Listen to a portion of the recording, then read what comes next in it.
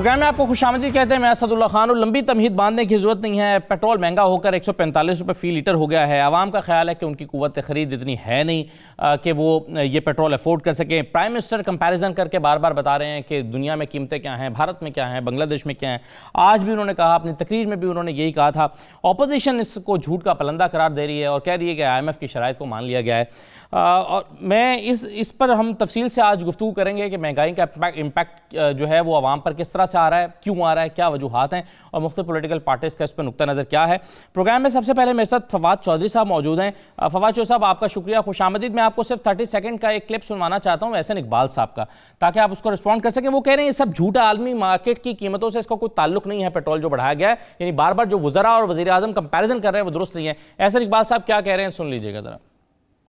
जो पेट्रोल और डीजल की कीमतों में इजाफा किया गया है, इसका किसी भी सूरत आलमी मंडियों में कीमतों में इजाफे से ताल्लुक नहीं है, कोई तनासुब नहीं है। 2018 में तेल की आलमी कीमत औसतन तकरीबन $65 थी। 2021 में तेल की औसत कीमत आलमी मंडी में $67 रही है। इस अरसे में तेल की कीमत में सिर्फ $2 इजाफा हुआ है। ये तकरीबन 3% फर्क पड़ता है। इन 3 सालों में 66% इजाफा है।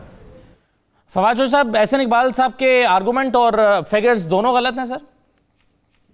जी, दोनों गलत हैं। इसलिए कि जो ये बात कर रहे हैं है, उसमें जो डॉलर की कीमत में इजाफा हुआ है वो शामिल नहीं कर रहे। इस वक्त जो इंटरनेशनल मार्केट की प्राइस है, जिस तरीके से इंक्रीज हुई है $60 से, ये अब इस वक्त $83 के ऊपर पहुंच गई है।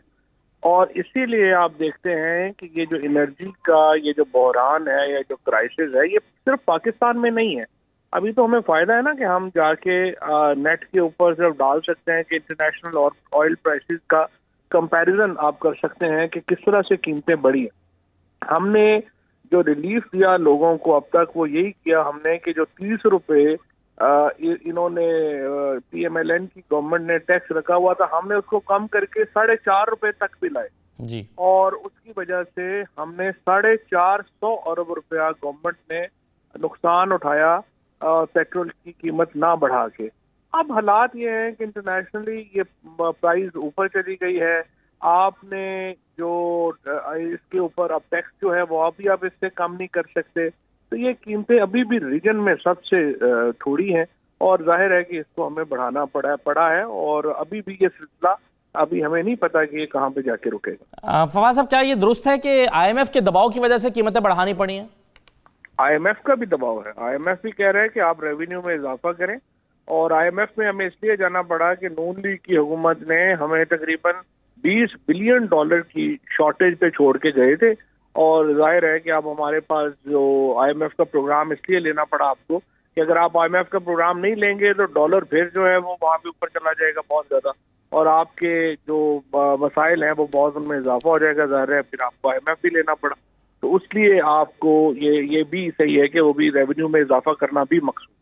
फवाद जो साहब, अभी प्राइम मिनिस्टर ने कहा कि हमें 500 अरब रुपए पहली छमाही में हमने ज़्यादा टैक्स इकट्ठा किया है और उन्होंने कहा कि ये खुशाइंद है और अगर ये सूरत हाल आइंदा भी रहती है तो हम मजीद आवाम को रिलीफ देंगे। वो 120 अरब का जो पैकेज अनाउंस कर रहे थे उस पर बात कर रहे थे। तो अब ये 120 अरब रुपया ये 500 रुपये हमने ज़्यादा इकट्ठा किया है, इसमें से रिलीफ नहीं दिया जा सकता था पेट्रोल पर आवाम को? नहीं दिया जा सकता ना। तकरीबन हमारा जो टारगेट है वो 6 खरब रुपया इकट्ठा करना है और अभी जो है हमने 5.8 खरब रुपया इकट्ठा करना है। अभी हमने जो पैसे पहली तिमाही में, ये सही है कि हमने तकरीबन 280 बिलियन ज्यादा इकट्ठे हुए हैं मुख्तलिफ जो इस वक्त इकदाम हुए हैं उनके नतीजे में। लेकिन अभी भी हमारा जो रेवेन्यू टारगेट्स हैं हम सिर्फ उनके ऊपर है और ये आखिर में हम जाके देखेंगे कि IMF से हम जब बाहर, अभी इसमें जो अगर पेट्रोलियम की मद में अगर हम ये 600 अरब रुपया हमारा बनता था जो जमा होना है जो 30 रुपए के ऊपर, अब उसमें कितनी कमी की जा सकती है वो भी देखना पड़ेगा क्योंकि हम बहुत कम नहीं कर सकते। ये भी नहीं है ना प्रॉब्लम, ये एक तरफ हमारे पास टैक्सेस नहीं है, एक्सपोर्ट हमारी कम है, हमने इंडस्ट्री तो 10 साल 12 सालों में तबाह बर्बाद कर दी। अभी तो शुक्र है कि एग्रीकल्चर रिवाइव हो गई है 3 सालों में और इस साल आपने जो कपास पैदा हुई है उससे एक हमें फायदा होगा कि 700-800 मिलियन डॉलर जो है वो हमें कम कपास बरामद करनी पड़ेगी। उसके साथ जो हमारा चीनी का इस दफा एक बम्पर क्रॉप हो गई है, बीट की बम्पर क्रॉप हो गई है, अदरवाइज हमारे मसाइल में बड़ा इजाफा हो जाता। अभी एग्रीकल्चर रिवाइव हो गई है, इंडस्ट्री रिवाइव हो रही है, तो देखते हैं कि अगले 6-8 महीने में इंशाल्लाह। फवाद साहब, ये दो तीन हफ्ते पहले एक समरी प्राइम मिनिस्टर ने ये बल्कि एक एडवाइस मांगी थी कि जो मोटरसाइकिल वाले हैं या रिक्शा सवार हैं उनको सब्सिडी देने के लिए कोई मंसूबा बनाया जाए। क्या कोई काबिल अमल मंसूबा ज़ेर गौर है?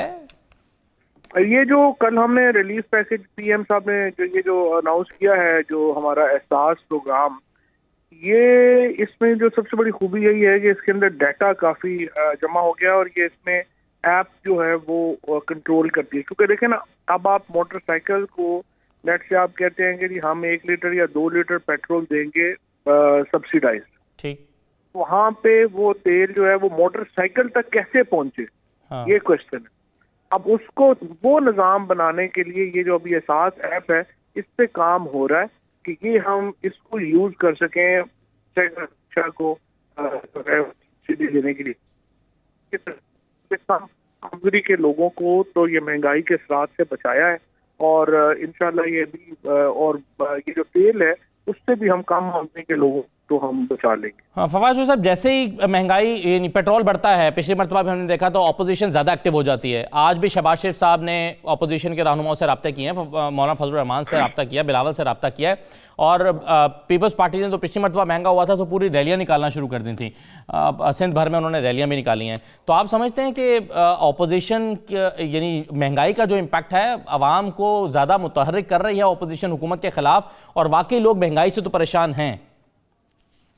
देखिए, पहली बात तो यह है कि अपोजिशन जाहिर है महंगाई वगैरह के ऊपर उनका एक नैरेटिव होगा और होना भी चाहिए अपोजिशन का। जैसा प्राइम मिनिस्टर साहब ने कहा कि उनका काम भी है कि वो तनकीद करें और नजर रखें, लेकिन दुनिया में जब आप जो हैं मीडिया के लोग जब अपोजिशन को करें तो दुनिया में तो अपोजिशन ऑल्टरनेटिव प्लान भी देती है ना, कि ये प्लान, ये महंगाई जो हो रही है, ये इंटरनेशनली ये हालात है, इस महंगाई का ताल्लुक इन फैक्टर से है और ये फैसले हुकूमत के गलत है, हमारा अल्टरनेटिव प्लान क्या है। अब सिर्फ ये मसलन आप देखिए कि सिंध हुकूमत जो है वो किसके खिलाफ मुजाहरा कर रही है। अगर वहाँ पे इस वक्त 380 रुपये, 320 रुपये के करीब, जो पहले 380 था, आज कह रहे हैं शायद 320 है, लेकिन जो आटे की कीमत है वो कराची में ज्यादा है इस वक्त बाकी पूरे मुल्क से जी। इसी तरीके से चीनी जो है वहाँ पे 150 रुपए तक भी पहुंच गई है, बाकी मुल्क में इतनी नहीं है। इसी तरीके से बाकी चीजें हैं। तो सिंध गवर्नमेंट ने तो खुद कंट्रोल, 18वीं तरमीम ने जो बेड़ा गर्क किया मुल्क की एक सारे मामलात का, उनमें ये भी शामिल है। तो वो सिंध हुकूमत अपने इकदाम करे, लेकिन मेरी सिर्फ ये रिक्वेस्ट होगी कि जब भी मीडिया तनकीद हुकूमत के ऊपर तो करता है जबरदस्त और करनी भी चाहिए, लेकिन अपोजिशन के साथ जब आप बैठे तो उन्हें कहें आपका अल्टरनेटिव प्लान किधर है जो आपने देना था। सही है, बिल्कुल सही है। बहुत शुक्रिया फवाद चौधरी साहब प्रोग्राम करने के लिए। मेरे साथ निहाल हाशमी साहब मौजूद है, मुस्लिम लीग नून के रहनुमा हैं, आजिज धामरा साहब हैं, पाकिस्तान पीपल्स पार्टी के रहनुमा हैं, और ये मकबूल जान साहब हमारे साथ मौजूद हैं। ये आपने निहाल हाशमी साहब सुन लिया ना, वो कह रहे हैं एहसन इकबाल साहब का कि फिगर्स गलत हैं और आर्गूमेंट भी गलत है, और वो इसलिए गलत है कि ये डॉलर की कीमत बढ़ी है और उसकी वजह तो वो कई दफ़ा पहले एक्सप्लेन कर चुके हैं, इसलिए मैंने आज उनसे सवाल नहीं किया कि डॉलर की का यहाँ तक बढ़ना इसलिए हुआ है कि पिछली हुकूमतों की पॉलिसीज ठीक नहीं थी। तो अब उनका मानना यह है कि आप पेट्रोल, ये जो डॉलर की का बढ़ना और रुपए का गिरना है, इसको तो आप अपने एनालिसिस में शामिल ही नहीं कर रहे, इसलिए आपका एनालिसिस गलत है। ये सबसे पहले तो अपने वजीर आजम से पूछ लें कि हिंदुस्तान में पेट्रोल 103 रुपए का है, उन्होंने कहा बांग्लादेश में 200 का है। उनकी करेंसी भी देखें और फिर देखें, बांग्लादेश में 200 का नहीं है, वो 100 समथिंग का है जी। और मैं तारीख के झरोकों में पेट्रोल में लेके जाना चाहता हूं। जब पेट्रोल $137 पर बैरल था तो पीपल्स पार्टी ने उस जमाने में बेचा था 106 रुपए पर लीटर, और जब हमारे जमाने में पेट्रोल 116 से 117 पर लीटर बैरल था, तो मोहम्मद नवाज शरीफ के दौर में पेट्रोल 113 रुपए जी। डॉलर का फर्क था ना, वो ये कह रहे हैं कि डॉलर उस वक्त 100 रुपए का था, 102 रुपए का था। सुन तो लेना सर, सुन तो लें जी। अब मुझे लग रहा है असद साहब कि मुझे आपको ही फवाद समझना पड़ेगा। नहीं, मैं सवाल तो रखूंगा ना आपके सामने निहाल हाशमी साहब। सवाल हम गवर्नमेंट नहीं है असद साहब जी, जवाबदेह गवर्नमेंट है, हम नहीं है। जवाबदेह गवर्नमेंट है जो चोरी कर रही है। वो नदीम बाबर का जो वो स्कैम था वो पकड़ा गया। जब पेट्रोल 35 से $40 पर बैरल था तो यहां से पेट्रोल नापैद हो चुका था और लोगों को कहा जा रहा था हॉपटन जाके खरीदें। तो इनको एहसास नहीं है एलएनजी का। जब सस्ते थे तो वो नहीं ले रहे थे, आज महंगे ले रहे हैं और एलएनजी मिल नहीं रहा है। तो जनाब हमें इनसे ये क्या आप चाहते हैं कि हम इनको फूल के गुलदस्ते पेश करें कि हाँ आप बहुत अच्छा कर रहे हैं। फवाद चौधरी साहब ने अभी ये एक तस्लीम बार किया है, पेट्रोल अगर महंगा हो जाए, फवाद चौधरी साहब ने तस्लीम किया कि आईएमएफ की शराइत में भी शामिल था कि पेट्रोल महंगा किया जाए।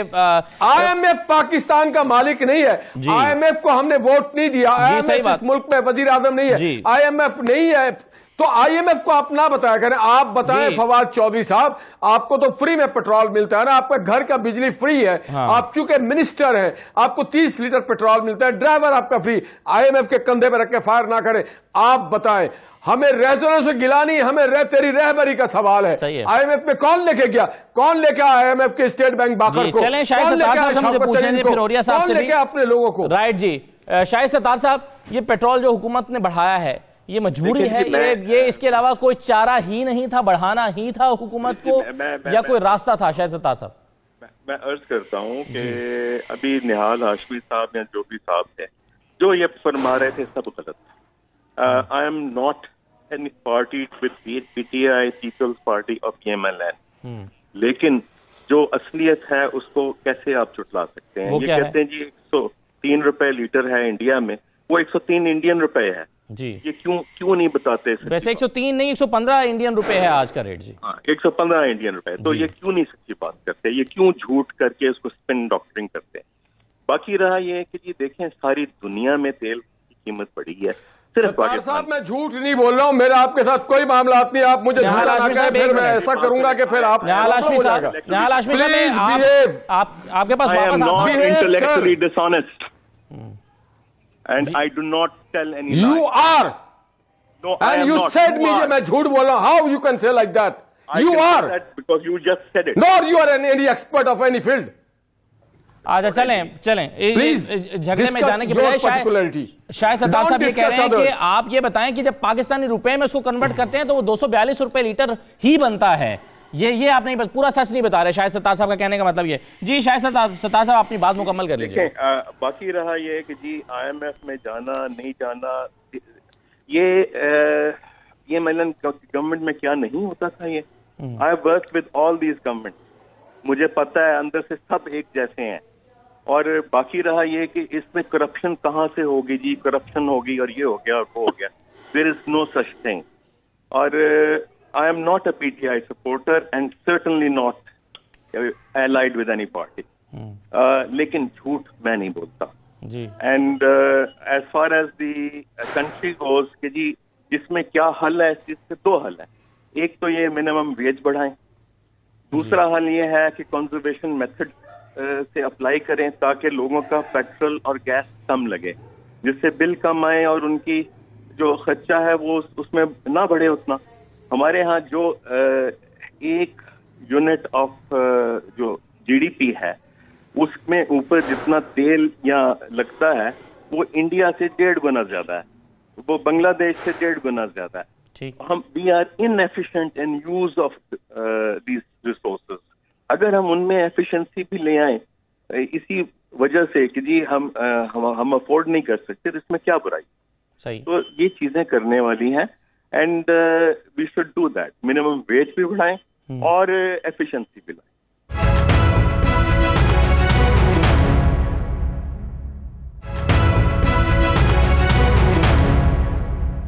प्राइम मिनिस्टर ने जो कंपैरिजन किया है, मैं ज़रा सुनवाई देता हूँ, फिर अभी डिबेट हुई है तो ज़रा सुन लीजिए कि प्राइम मिनिस्टर इंडिया की और बांग्लादेश की प्राइसेस के बारे में क्या कह रहे हैं पेट्रोल के हवाले से। आज हिंदुस्तान में वैसे वहां भी शोर मचा हुआ है, लेकिन वहां लीटर पेट्रोल 250 रुपए का है, बांग्लादेश में 200 रुपए का है, पाकिस्तान में अब 144 रुपए का है, सबसे कम है। जो मुल्क पेट्रोल जिधर अपनी जमीन से नहीं निकलता तेल, उसके अलावा जो मुल्क इंपोर्ट करते हैं तेल, जिस तरह बाकी हिंदुस्तान, बांग्लादेश, हम उसमें से सबसे सस्ता पेट्रोल और डीजल आज पाकिस्तान में है।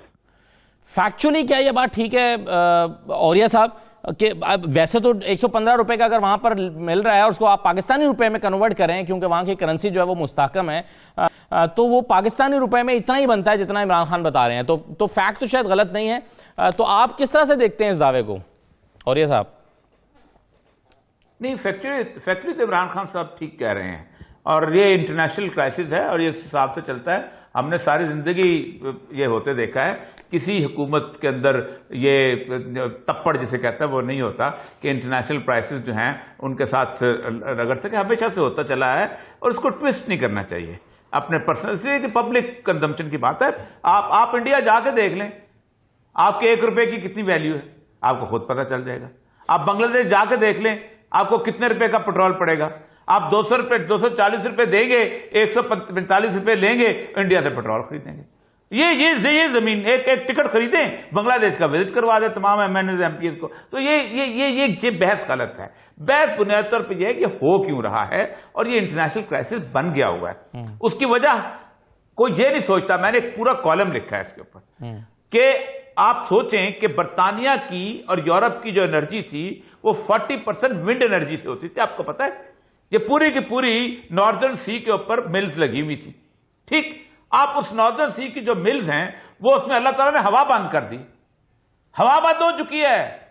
और आप उस वक्त वहां 10% एडम्बरा का जो कोल प्लांट खोला तो पता चला कि 2024 से पहले नहीं हो सकता। उन्होंने पेट्रोल खरीदना शुरू कर दिया, मार्केट का क्राइसिस आ गया। नॉर्वे के अंदर 1000 डैम हैं। अल्लाह तबारक तआला ने बारिश बरसाई, पहाड़ों के ऊपर नहीं बिछाई, जमीन पे बिछाई, डैम खुश्क हो गए हैं। और वो हालत यह है कि वहां पर इस वक्त सिर्फ 10% के करीब एनर्जी आ रही है। ना नॉर्वे को मिल रही है, ना स्वीडन को मिल रही है, ना डेनमार्क को मिल रही है। वो क्राइसिस है, पैसे उनके पास हैं, वो पेट्रोल खरीदने दौड़े हैं और पेट्रोल की मार्केट बढ़ गई। ये है इंटरनेशनल क्राइसिस। इसमें कोई जहां मामला है वहां बात करो। वो मामला है आपकी कीमतों का जो बढ़ती चली जा रही है। पेट्रोल का ताल्लुक क्या है टमाटर के साथ, सेब के साथ, आलू के साथ? पेट्रोल का ताल्लुक है तौर पर आपकी व्हीकल्स के साथ। आप उसका इस पे फैक्टर ये अजीबोगरीब मंतक है। 5 रुपए का जो टमाटर जिम्मेदार नहीं जिम्मेदार कितनी बढ़ जाएगी? आप 100 रुपए बढ़ जाएगी ना। 5 रुपए का टमाटर जो है वो डिफेंस में आके 50 रुपए में क्यों हो जाता है? मिडिल मैन की वजह से 4-4, 5 पर। आप लाहौर शहर की जो उसकी मंडी है उसके साथ, उससे आप लाहौर आए, गुलबर्ग तक आए, आपको पता चल जाएगा कि बदामी बाग की मंडी में जो ग्रेप फ्रूट कितने का था और जहां कितने का था, वहां सब्जी कितने की थी। ये मिडिल मैन जो है ये गुज़श्ता 40 साल से स्ट्रांग हुआ है। ये बहुत बड़ा माफिया है। इस माफिया को अब बढ़ते बढ़ते जिन बन चुका हुआ है। इस जिन को कोई कंट्रोल नहीं करता। देखिए पाकिस्तान में मसला पता क्या है? पाकिस्तान के टॉक शोज के अंदर और पाकिस्तान की मामलात के अंदर सीरियस डिस्कशन नहीं होती, लड़ाई होती है। मैं और आप सीरियस डिस्कशन नहीं करेंगे बैठ के, यार इस मुल्क का हल क्या है? क्या मेरा मुल्क नहीं है? ठीक। क्या पाकिस्तान अपोजिशन का नहीं है? ठीक। क्या पाकिस्तान किसी और का नहीं है? सीरियस डिस्कशन करो कि भाई ये मामला क्या है। बिल्कुल सही है। और अभी फवाद चौधरी साहब भी ये कह रहे थे, फवाद चौधरी साहब कह रहे थे आजिज धामरा साहब कि ऑपोजिशन मुतबादल बताए ना, आए हमारे पास बैठे हमारे साथ और मुतबादल बताए कि आपने पेट्रोल गलत बढ़ाया, ये इसका मुतबादल था, इस पर अमल करें। और अगर अमल ना करें तो फिर औरिया साहब ने एक हल बताया। औरिया साहब ने बिल्कुल बजा फरमाया। मिडिल मैन को निकालना या उसका जो फुटप्रिंट कम करना एक बहुत बड़ा काम है, लेकिन उसको करने के लिए आपको बहुत बड़ी पॉलिटिकल विल चाहिए। सही, बिल्कुल सही है। आजिज धामरा साहब आपकी राय इस पर? बिस्मिल्लाह रहमान रहीम। देखें असदुल्ला, आपने मेरे ख्याल में निहाल हाशमी साहब को भी रोका कि आप जो है उस शख्स के बारे में बात ना करें जिसको आपने खुद प्रोग्राम में शामिल किया। इसलिए मैं थोड़ा सा टच जरूर दूंगा कि आपने आज उस शख्स को इस प्रोग्राम में शामिल किया जिसके ऊपर अपने ही वुज़रा का एतमाद नहीं है, जिसके ऊपर खुद जो अभी जो क्राइसिस हुआ, एक कमेटी बनी, उसको प्राइम मिनिस्टर ने अपने इजलास से बाहर निकाल दिया कि आपके बयानात जो है वो मैच नहीं करते जो ग्राउंड रियलिटी है। ये मैं इसलिए मिसाल दे रहा हूं कि इसी शख्स के बारे में वो रिमार्क्स बने और ये पूरी कौम को पता है कि आपने उसी से ये रिमार्क्स मांगे थे जिसके बारे में निहाल हाशमी साहब ने भी बात की। मैं ज्यादा इस पर बात नहीं करना चाहता। मैं सिर्फ ये कहना चाहता हूं कि जैसे भी ओरेंट साहब ने कहा कि बिल्कुल ठीक है कि टमाटर की क्या मैच करती है पेट्रोल की कीमत से। जनाब आली, आज बदकिस्मती से वही हुक्मरान हैं पाकिस्तान के अंदर जो इन्हीं सूरत हाल पे कहते थे कि हुक्मरान करप्ट है, चोर और डाकू है। तो आज की अपोजिशन मैच्योर है। आज की अपोजिशन, जैसे उन्होंने कहा ना कि कोई हल देना चाहिए कि क्या होना चाहिए, और अभी ये कहा गया कि एक माफिया है कि जो मंडी से लेके डिफेंस तक की प्राइसेस को बढ़ा देती है। और ये माफिया पंजाब में भी है, ये माफिया सिंध में भी है, ये माफिया केपी में भी है। इस जहां जिस पार्टी की हुकूमत है, इस माफिया को है ही निशाने पे। सर मैं सिंध तो है ही निशाने पे ना, जहां पर तो आर्ग्यूमेंट ये दिया जाता है कि सिंध में ये महंगाई है, बाकी जो है आप बाकी पाकिस्तान की बात नहीं हो रही कि बाकी सूबों में प्राइसेस जो हैं वो बिल्कुल कंट्रोल में है। मेरे कहने का मकसद ये है कि जब आप पेट्रोल महंगा करेंगे, जब वो मार्केट से चीज आएगी, अपने फार्मर जो लेके आएगा मार्केट में और मार्केट से फिर जाएगी बाजारों में, तो यही किराए बढ़ेंगे। और जब किराए बढ़ेंगे तो उन माफिया को मौका होता है कि चीज को महंगा करें। 150 रुपए, अभी आपके प्रोग्राम में फवाद चौधरी ने कहा है कि सिंध में 150 रुपए में चीनी बिक रही है, बाकी अल्हम्दुलिल्लाह पाकिस्तान में सस्ता ही है। और ये जो प्रोग्राम आपका देखा होगा इस्लामाबाद में बैठे हुए किसी गरीब, नहीं वो ये भी कह रहे हैं 1100 रुपए का थैला 20 किलो का मिलता है, लेकिन आपके यहाँ सिंध में 1400 रुपए का मिलता है। और इमरान इस्माइल साहब ने मेरे कहने का मकसद सिर्फ ये है कि महंगाई अगर गवर्नमेंट कह रही है कि सिर्फ सिंध में बढ़ी हुई है, तो इनको शर्म आनी चाहिए ये आर्गुमेंट देते हुए कि चीनी का रेट जो है वो कंट्रोल में है बाकी पाकिस्तान में। तो मेरे ख्याल में उन हुक्मरानों के लिए ये सवाल बड़ी शिद्दत से पेश आता है, शद्दमत से ये सवाल आता है कि जिन माफियाज के खिलाफ आपने इक्तदार में आने की बात की थी, जिनके लिए आपने कहा था कि इस मुल्क को मैं बंद कर दूंगा, आग लगा दूंगा और मैं बिजली के बिल जला दूंगा, और 1 रुपया पेट्रोल बढ़ेगा तो वजीर आजम चोर है, IMF के पास कोई गया तो वो भिखारी है। उस वजीर आजम से ये कौम का सवाल बनता है कि उन माफियाज के खिलाफ जो 40 सालों से बकौल आपके काम कर रही है, ये रिस्पांसिबिलिटी किसकी है? ठीक। और जहां तक आप कहते हैं कि अपोजिशन के पास हल क्या है, तो पाकिस्तान की तारीख में यही अपोजिशन है। जब ये हुकूमत में आए थे 2018 में, नेशनल असेंबली के पहले इजलास में फ्लोर ऑफ द हाउस कहा था, मेरे चेयरमैन बिलावल भुट्टो जरदारी साहब ने कहा था कि कदम बढ़ाओ इमरान खान, हम तुम्हारे साथ हैं। अपोजिशन ने कहा था कि हम COD करने के लिए तैयार हैं मईशत पे। आपने कहा नहीं, हमारे पास अरस्तु वजीर खजाना मौजूद है, असद उमर, फिर आपने खुद तब्दील कर दिया। 5 वजीर खजाना आपने तब्दील इनवाइट कर रहे हैं ना, अपोजिशन ने तब्दील नहीं करवाया, कह रहे हैं हमने बादल बताएं नहीं, तो हमने तो ये झूठे हैं ना, इसकी क्या बात कर रहे हैं? मुनीब रहमान से पूछें कि ये क्या शख्स है, इनको तो वजीर आजम ने इजलास से उठा दिया था। किस शख्स की बात कर रहे हैं आप? ठीक, आपने सवाल किया अपोजिशन से, मैं आपको कह रहा हूं कि अपोजिशन ने डे फर्स्ट में पहले इजलास में कहा था कि इमरान खान कदम बढ़ाओ, हम तुम्हारे साथ हैं। और हमारे कारकुनान ने ये तनकीद की थी चेयरमैन मतलब हमारे ऊपर के आप पार्टी पॉलिसी चेंज करें। इमरान खान ने कदम बढ़ाया तो पीछे से PDM बना ली आपने। हमने कहा कि नहीं, PDM बनाई, हमने जलसे किए, हमने लॉकडाउन नहीं किया, मुल्क को हमने कोई किसी गाड़ी को आग नहीं लगाई। छोटा सा ब्रेक लेना है। इमरान खान साहब आलमी मतलब दुनिया भर में होने वाली जो महंगाई है उसका जिक्र कर रहे हैं, और वो बता रहे हैं कि कौन कौन सी चीजें जो पाकिस्तान इंपोर्ट करता है उसकी कीमतों में कितना कितना फर्क पड़ा है। तो प्राइम मिनिस्टर का ये आर्गूमेंट कितना ठीक है और इसका इंपैक्ट कितना आया है, जरा इस पर भी बात करते हैं। एक ब्रेक लेते हैं, ब्रेक के बाद वापस आते हैं।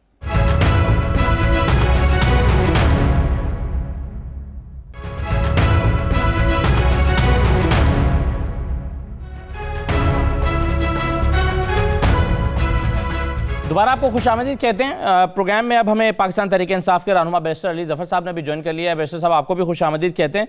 लेकिन मैं आगाज़ करना चाहूँगा निहाल हाशमी साहब आपसे, और मैं आपको सुनवाना चाहता हूँ प्राइम मिनिस्टर की एक स्टेटमेंट जो आज उन्होंने गुफ्तगू की है, और उन्होंने बताया कि दुनिया में क्या क्या चीज़ें महंगी हैं, और अगर वो महंगी हुई हैं तो पाकिस्तान पर उसका इम्पैक्ट आना ही था। प्राइम मिनिस्टर क्या कह रहे हैं, सुनिए। पहले पेट्रोल की कीमत, तेल की कीमत नीचे चली गई, और अब पिछले 3 महीने में तेल दुगना हो गया, $45 से अब पहुंच गए $85 पे। जब तेल महंगा होता है सब कुछ महंगा होता है। फिर जो दुनिया में फ्रेट है, यानी जो किश्तियों के ऊपर जो सामान आता है, उसमें 350% का इजाफा हो गया, महंगा मजीद महंगा हो गया। और फिर जो पाकिस्तान चीजें बाहर से मंगवाता है, मसलन तेल, फिर बिजली, आधी बिजली तेल पे चलती है, वो महंगी। फिर जो हम घी मंगवाते हैं, वो बाहर से जो तेल आता है, जो पाम ऑयल है, वो दुगना हो गया।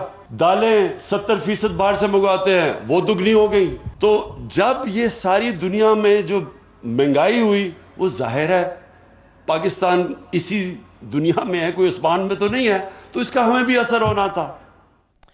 निहाल हाशमी साहब, प्राइम मिनिस्टर कह रहे हैं तेल दुनिया में महंगा हुआ, फ्रेट महंगा हो गया और 350 गुना महंगा हुआ, पाम ऑयल महंगा हो गया जो हम बाहर से मंगवाते हैं, जाहिर है उसकी वजह से यहाँ पर महंगा हुआ, और फिर दालें 70% बाहर से मंगवाते हैं, और बुनियादी तौर पर ये वो चीज़ें हैं जिनमें हमें ज़्यादा महंगाई देखने में आई है। तो प्राइम मिनिस्टर के ये दावे गलत हैं निहाल हाशमी साहब?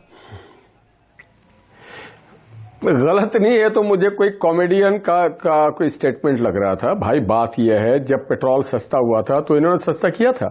नहीं किया था ना। और हमारे दौर में तो मैंने आपको बताया $120 से ऊपर चला गया था पर बैरल। ये तो अभी 85-80 पे गया है। हमारे दौर में तो इससे 1.5 गुना ज्यादा गया था। पीपल्स पार्टी के दौर में और ज्यादा चला गया था। कभी भी 20 से ऊपर नहीं टपा है। तो क्या अंडा मुर्गियों ने देना बंद कर दिया है? क्या नवाज शरीफ के अहकामात से मुर्गी अंडा देंगी? या इमरान खान ने तो कट्टे दिए थे और मुर्गे दिए थे और अंडे दिए थे? क्या टूथपेस्ट महंगा हो गया है? क्या यहाँ पे गंदुम जो है वो अब हमारी जो खेत है वो उगाना छोड़ दिया है? क्या चावल उगाना छोड़ दिया है? क्या सब्जी, टिंडे, भिंडी, आलू, प्याज, मिर्चे, धनिया, पुदीना सब उगना बंद हो गया है? तो ये एक जहालत की बात है। हमने आपको वोट इसलिए दिया था, इससे बदतरीन हालात हमें भी मिलते रहे, मगर नवाज शरीफ की टीम और इसाक डार साहब को मैनेज करना मालूम था। और देखिए, ये बात करने से पहले शर्म आनी चाहिए हर उस आदमी को। बात यह नदीम बाबर के, मैंने नहीं, FIA ने इंक्वायरी की, कमीशन ने इंक्वायरी की। उन्होंने कहा इसमें स्कैम है, और 1 रुपया 2 रुपया के नहीं, सैकड़ों बिलियन का। क्या उसको पकड़ा? ये तो मैंने नहीं कहा, FIA ने कहा। क्या इन्होंने चीनी स्कैम जो FIA कमीशन ने रिपोर्ट दी, क्या उसको पकड़ा? क्या उसको पकड़ा जिसने दवाई महंगी की थी? ये पाम ऑयल या एडिबल ऑयल, हमें पता है कि 160 था हमारे वक्त में, आज 300 प्लस कर चुका है।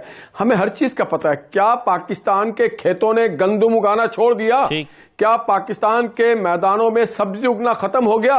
क्या पाकिस्तान में जो पोल्ट्री फार्म है वहां में मुर्गियां बच्चे देना बंद कर गई, अंडा नहीं हो रहा है? क्या हो रहा है? तो इस तरह का जोक है। ये एक न्यू टर्न पॉलिसी पे चलते हैं, इनका अपना कोई इन्होंने IMF को पाकिस्तान ठेके में दिया हुआ है। तो ये आदमी से क्या बात करना है? हम और हमसे अगर जवाब कोई तलब करता है, आप हमसे पूछे हमारे दौर में कितने का था आटा, हमारे दौर में चीनी कितने का था, हमारे दौर में मिर्च कितने की थी, हमारे दौर में एडिबल ऑयल कितने का था। हमसे हमारे दौर का पूछे कि जब नवाज शरीफ की हुकूमत थी, जब इसाक मगर वो हुकूमत तो आपसे कह रही है ना कि आप उनके दौर में तजावीज दें। आप अपने दौर में कब तक जिएंगे? इनका दौर चल रहा है, इनके दौर में तजावीज दें कि हालात नहीं। इनको देखिए, मैं असद भाई आपको एक बात, इन्होंने कहा कि हम जब शहबाज साहब ने कहा आओ मिसाक के जमहूरियत को, इन्होंने कहा मैं हाथ भी नहीं मिलाऊंगा। तो जनाब, मैं अपील करूंगा शहबाज साहब से भी और तमाम अपोजिशन पार्टी से कि इस पाकिस्तान के मईशत के कातिल से हाथ मत मिलाना। ये गरीबों के पेट पे लात मारने वाला आदमी, ये करप्ट आदमी से हाथ मत मिलाना। महंगाई की बात है, अब अगली इलेक्शन होगी, अच्छा आदमी आएगा। सही है अली जफर साहब, महंगाई की एक वजह जो प्राइम मिनिस्टर बता रहे हैं वो भी होगी, लेकिन साथ में करप्शन भी महंगाई की एक वजह है। अभी निहाल हाशमी साहब ने कहा मेस मैनेजमेंट महंगाई की एक वजह है, फिर गवर्नेंस जो है ये भी महंगाई की एक वजह है। अभी मिडिल मैन की बात कर रहे थे और ये साहब के 4-5 मिडिल मैन है। एक टमाटर मार्केट से जब मार्केट में पहुंचता है खेतों से लेकर, तो 5 मिडिल मैन है जो महंगाई का कर रहे हैं। फिर प्राइस कंट्रोल कमेटियां हुकूमत की काम नहीं कर रहे हैं, वहां पे भी महंगाई हुई है। तो कुछ हुकूमत की खुद भी जिम्मेदारी लेती है इस महंगाई की, या सारी जिम्मेदारी इंटरनेशनल मार्केट में पड़ने वाली महंगाई पर डालती है? देखिए, जहाँ तक तो प्राइम मिनिस्टर साहब ने बड़ा वाज़ेह तौर पे इसको बयान किया और एक्सप्लेन किया, और मैं बहुत इकोनॉमिक्स का मैं उस पर बिल्कुल यकीन रखता हूँ कि जब पेट्रोल की प्राइसेस की आप बात करते हैं तो यकीनी तौर पे वो डिपेंड करता है कि बैनुल अक़वामी प्राइसेस क्या है। और जब बैनुल अक़वामी प्राइसेस इंक्रीज करते हैं, वो जाते हैं, तो फिर पेट्रोल की कीमत क्योंकि हम खरीद रहे हैं तो हमको वो खरीदने के मुताबिक ही अपनी पेट्रोल की जो कंजम्पशन है करनी है, और उसकी प्राइस के मुताबिक ही बेचना है, आगे उसको फराहम करना है बाकी पॉपुलेशन को। तो जब पेट्रोल की प्राइसेस बढ़ेंगी तो यकीनी तौर पे बाकी सारी कीमतें, क्योंकि हर चीज़ डिपेंड करती है, बिजली के प्राइस पे डिपेंड करता है, प्रोडक्शन आपकी जो फूड प्रोडक्शन है वो उस पर डिपेंड करती है, तो उसने तो यकीनी तौर पे इंक्रीज करना है। अब इस किस्म की सिचुएशन में हुकूमत का क्या काम है और अपोजिशन का क्या काम जी? अपोजिशन का काम है कि वो जरूर तनकीद करें, लेकिन साथ साथ सजेशन करें, साथ साथ कुछ तजवीज़ दें कि जी अगर हम होते तो हम ये उसमें अली जफर साहब जो ऑपोजिशन के दो रहनुमा हमारे साथ शरीक हैं वो कहते हैं जब हमने ये आपको ऑफर दी थी कि आइए मिसाके मईशत करते हैं तो इमरान खान साहब ने इसको गवारा नहीं किया था कि वो ऑपोजिशन को साथ बिठाए, तो अब वो कैसे हमें इनवाइट कर रहे हैं? मैं इन्वाइटेशन की बात नहीं कर रहा, मैं बात कर रहा हूँ कि वैसे भी कोई इकोनॉमिक पॉलिसीज होनी चाहिए ऑपोजिशन की। इन्विटेशन की जरूरत नहीं होती है हुकूमत के लिए। आप ऑपोजिशन में हैं तो आपका फर्ज है कि पार्लियामेंट में या वैसे अपनी जो आपकी जमात है उसके अंदर आप कोई पॉलिसी पेपर तो बनाएं। मैं हर अपने दोस्त जो ऑपोजिशन में हैं ठीक उनसे पूछता हूं कि अच्छा आप बताइए कैसे मैनेज करें। रहते हैं कि हमें कुछ करना चाहिए, लेकिन आप ये मुझे बताइए कि अगर आप होते तो क्या करते। ठीक, आपने कोई पॉलिसी पेपर बनाया है? आप किसी भी पार्लियामेंट्री जमहूरियत में देखें तो ऑपोजिशन जब होती है वो कहती है नहीं आप ये वाले एक्शन लें, ये नेशनल इंटरेस्ट में एक्शन है, क्योंकि इवेंचुअली हर पार्टी का मकसद ये होता है कि वो अवाम को सहूलियात फराहम करे। तो अगर आपके पास सजेशन नहीं है, सिर्फ तनकीद ही नहीं है, तो फिर आपकी बात सुनने का फायदा नहीं है। अब मैं आपको बताता हूँ हुकूमत क्या कर रही है। हुकूमत जो है जब आपकी ये पोजीशन है जहाँ पेट्रोलियम प्राइसेस इंक्रीज कर रहे हैं, चीजें उसकी वजह से महंगी हो रही हैं, तो हमने क्या सजेस्ट किया है, हमने सबसे पहले कहा है कि हम एहसास राशन को प्रोग्राम लेंगे जी। और इस प्रोग्राम का मकसद ये है कि कम से कम उसके तहत 20 मिलियन फैमिलीज जो पाकिस्तान की हैं उनको हम जो जरूरी अशियात हैं वो सब्सिडाइज रेट पे दें। उससे अंदाजा हमारा ये है कि तकरीबन 50% से ज्यादा पॉपुलेशन को फायदा होगा, तकरीबन 130 मिलियन लोगों को फायदा होगा, ये अंदाजा है। और उसके अलावा हम सब्सिडी देने की भी कर रहे हैं, फैसिलिटीज हम अवेलेबल कर रहे हैं। ठीक है, स्टोर्स में उनको हमने नाम दिया है। ठीक है, चलें ये इसमें बहुत सारे सवालात जो है ना अली जफर साहब ये इंतजामी हवाले से उठ रहे हैं कि ये कैसे होगा, इसका इम्पैक्ट वाकई आएगा या नहीं आएगा। तो मेरा ख्याल है औरिया साहब इसको बेस्ट तरीके से एक्सप्लेन कर सकते हैं। औरिया साहब ये जो यहाँ पर आएगा मामला इंतजामी तौर पर कि कैसे हुकूमत इसको इम्प्लीमेंट करेगी, वाकई उन लोगों तक इसका फ़ायदा पहुंचेगा नहीं पहुंचेगा, या ये फिर बहुत सारी स्कीमें हमने माजी में देखी अपोजिशन की जमातों की तरफ से भी, इस हुकूमत की भी कई स्कीमें फेल हो गई। मिसाल के तौर पर अभी मुर्गियों को कट्टों का जिक्र हो रहा था, वो लोगों को 1200 रुपये में 5 मुर्गियाँ दी गई कि पालो और इससे घर चलाओ। वो लोग 1200 की मुर्गियाँ खरीदते हैं और खा लेते हैं, और वो लोग खरीदते हैं जो साहिब हैसियत और खाने की नीयत से खरीदते हैं, तो वो फ्लॉप हो गई स्कीम। तो ये कैसे कामयाब होगा प्रोजेक्ट? देखिए 1947 से पहले ये जो मगरबी पाकिस्तान है जिसे हम पाकिस्तान कहते हैं, ये जो वेस्ट पंजाब का जो इलाका था, ये पूरे बर्रे सगीर को आटा, दालें, चावल, सब्जियां सब कुछ फराहम करता था। पूरे बंगाल तक जाती थी, सारी चीजें नीचे तक जाती थी। ये क्या हुआ इस मुल्क को? देखिए बात सीरियस करनी चाहिए। गुज़श्ता तकरीबन 40-50 साल से पाकिस्तान के एग्रीकल्चर सेक्टर का सत्यानाश करके पाकिस्तान को एक ट्रेडर्स का मुल्क बना दिया गया। इंडस्ट्रियल को भी सेक्टर को खत्म कर, जुल्फकार अली भुट्टो से यह काम शुरू हुआ और आज हालत यह है कि दालें आप बाहर से मंगवा रहे हैं। वो जो पूरे इंडिया को गंदम देता था वो गंदम आप बाहर से मंगवा रहे हैं। जो आज के दिन का क्राइसिस नहीं है भाई, ये कब का क्राइसिस है? ये उस जमाने का क्राइसिस है जब आपने पाकिस्तान अपनी बूम पे था पूरी दुनिया में, आपने सारे के सारे सरमायादारों को नेशनलाइज कर दिया। आपने कहा फुटो यहां से निकलो, हम यहां सोशलिज्म लेके आ रहे हैं, तबाह कर दिया। जब वो सोशलिज्म का सत्यानाश करके आपने ब्यूरोक्रेट को मिलें पकड़ाई, ब्यूरोक्रेट ने आटा औने पौने दामों वो बेच दी। फिर आप आ गया ट्रेडर्स, आपने कहा हाल रोड का ताजर बहुत अच्छा है, हमें चाहे इंडस्ट्री की जरूरत क्या है, हमें गंदम उगाने की क्या जरूरत है। इधर से जो गंदम अपनी बाहर बेचेंगे, बाहर से गंदम अंदर लेके आएंगे, जिम्मेदार को पैसे ना मिले, खत्म हो गया। चीन से हमने जूता खरीदना शुरू किया, जूता खत्म हो गया। अब जहां से सस्ती कोई चीज मिलती थी वहां से खरीदो, यहां लाके बेचो, तो जेब में पैसे खड़े करो, क्या जरूरत है यहाँ के खेतों में मेहनत करने की। ये इतना बड़ा क्राइसिस है जिसमें सबको सर जोड़ के बैठना पड़ेगा। ये क्राइसिस बहुत सख्त है। जो भी आप इस दुनिया में तबसरे देख लें, जो सूरत हाल बन रही है वो बनती इतनी आसान नहीं है इसको हल किया जाए। इस मुल्क को गुज़श्ता 50 साल के अरसे में बाखास मकसदियत के तहत तबाह बर्बाद किया गया है। आप दुनिया में मुझे को बताएं कौन सा ऐसा मुल्क है कि जिसके अंदर 50% ऑफ द जीडीपी से ज्यादा लोन दो और वो सर्वाइव किया हो? जी, कौन सा ऐसा मुल्क है?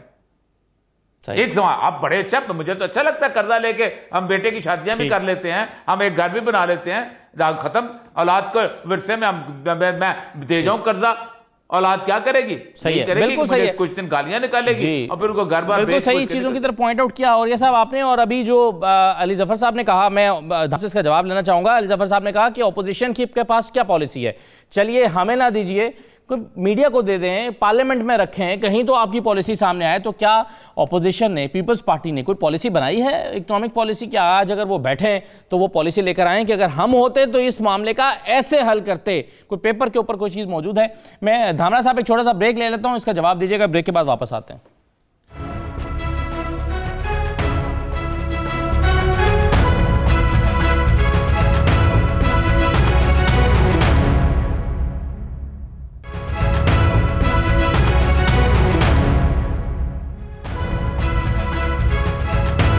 दोबारा आपको खुशामद कहते हैं। धामरा साहब, ये आपने कोई पॉलिसी बनाई है? अभी अली जफर साहब कह रहे हैं कि आप तनकीद कर रहे हैं, बस आपके पास अपनी कोई पॉलिसी है कि आप होते तो इस महंगाई के मसले को कैसे टैकल करते?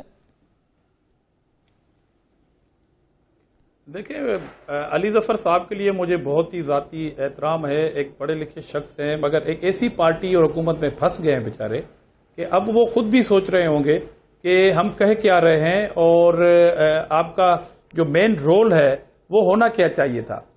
पहले तो मैं अली जफर साहब से ये पूछूंगा कि आपकी गवर्नमेंट की कोई पॉलिसी है कि आप अपोजिशन के साथ बैठेंगे, या इन टॉक शो में सिर्फ 4 मिनट की गुफ्तगू का जो मौका मिलता है अपोजिशन को, आप वो तवक्कुल रखते हैं कि आपको अपोजिशन पॉलिसी दे?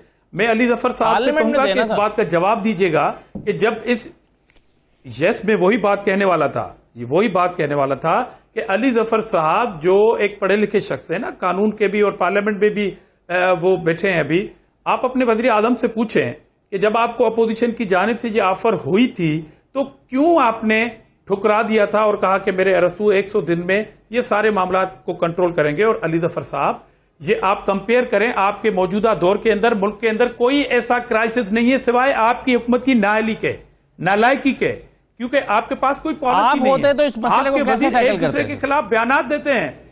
हम ये होते तो हम ये कंपेयर कर रहे हैं कि जब हम हुकूमत में थे तो वहां पर दहशतगर्दी क्या थी मुल्क में, तो उस वक्त क्या पाकिस्तान इस दुनिया का हिस्सा नहीं था? जैसे भी प्राइम मिनिस्टर साहब ने कहा कि पाकिस्तान इस दुनिया का हिस्सा है या बाहर का हिस्सा है, तो उस वक्त हम किस तरह कंट्रोल करते थे जब ये सूरत हाल थी कि कोई मजमा नहीं लगता था, रॉकेट लॉन्चर आपका पीछा करते थे, आदम्बू करते हुए दहशतगर्द अपनी कौम को तीतरों की तरह मारते फिरते थे।